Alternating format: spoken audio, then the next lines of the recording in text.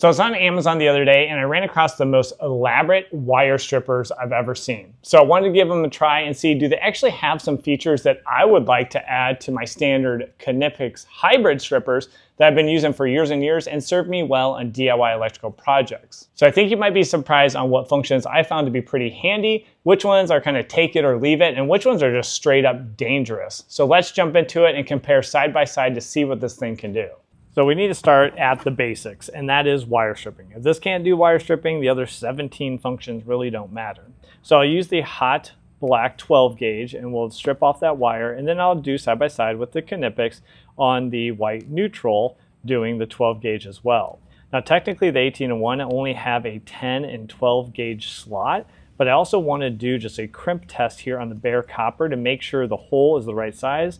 And we have quite a bit of wire damage there from the 18-1. But again, to be fair, let's go ahead and do that with the Knipex to see. And we have no damage. So it will strip the wire, but it will also damage the wire. So not a great start. And just know when you damage that copper, that creates a hot spot and can be a future failure point for your wiring. So that's why it's so critical to not damage your wire when you're stripping it. But let's still give it a shot. Go on to a few of these others. As you can see, there's a little spike right here in the middle. That's a cool feature. I don't know how practical it is. And then you can even see there is an LED in the handle, which honestly, from what I'm reading, is a pretty dangerous feature that you would never want to actually use. So you can see we got a small little razor blade right there and then this roller, and that is to actually cut off the sheathing for Romex, or at least that's the idea.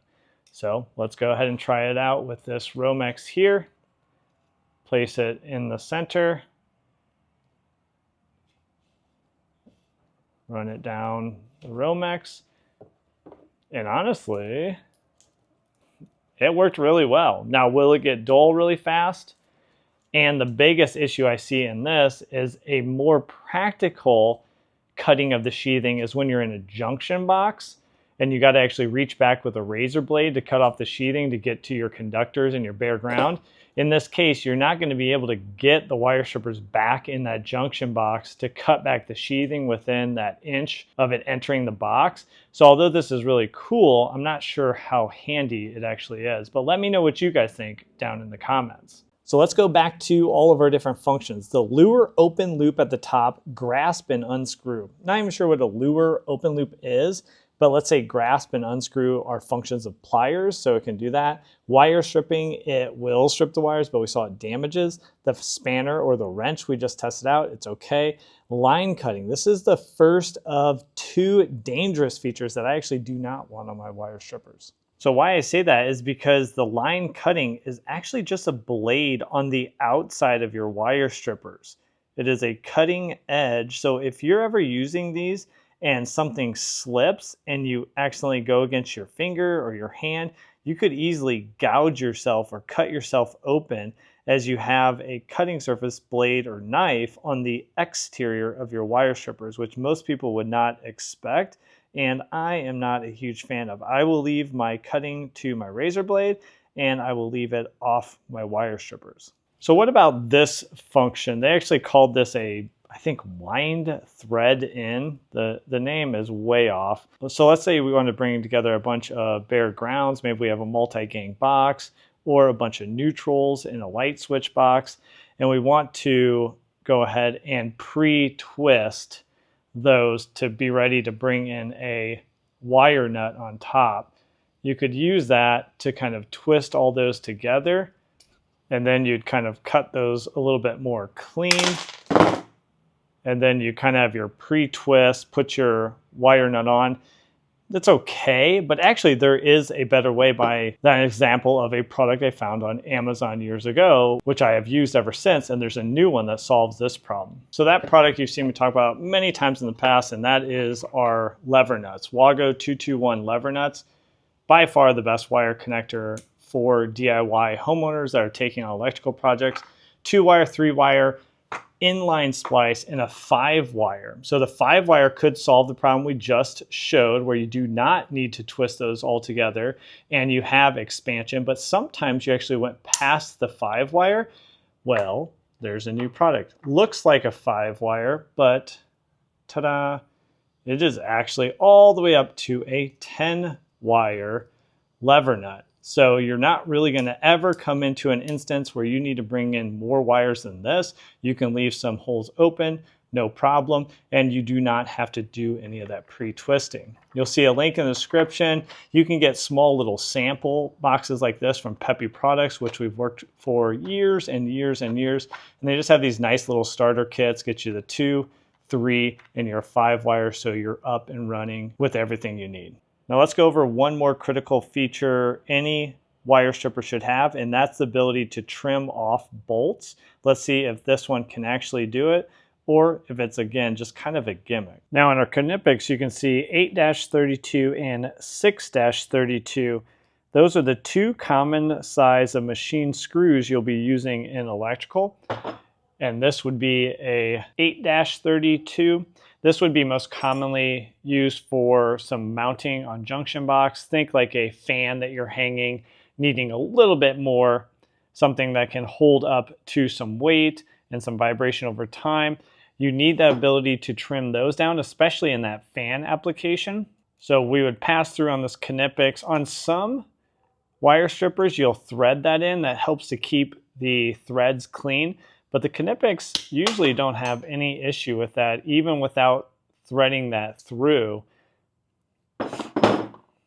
This being the end result, and you see that's pretty clean cut there and fairly straight across the threads, which you're going to want, or you can't get that threaded in.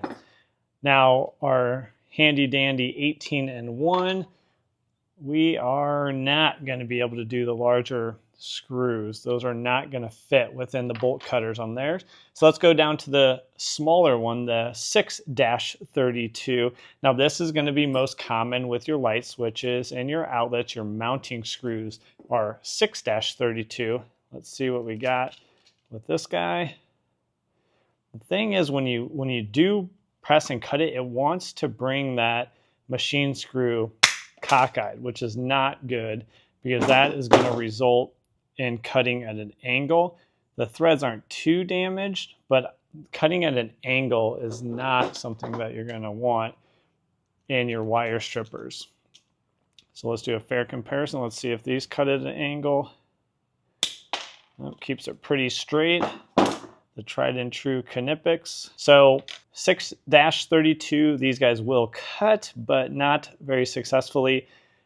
And I would say nowhere near the capabilities of the forged Knipex, which again are why they're my go-to wire stripper. Now, what about that last feature? Check out that green LED. You will not believe what they say that is used for and what you should do, which I'm not even going to do. I will just show you because I think it's so dangerous. So on the other side, we have some additional tools, a Phillips head and screwdriver. How useful are those? It actually even has like a little hook razor blade, a little dangerous there.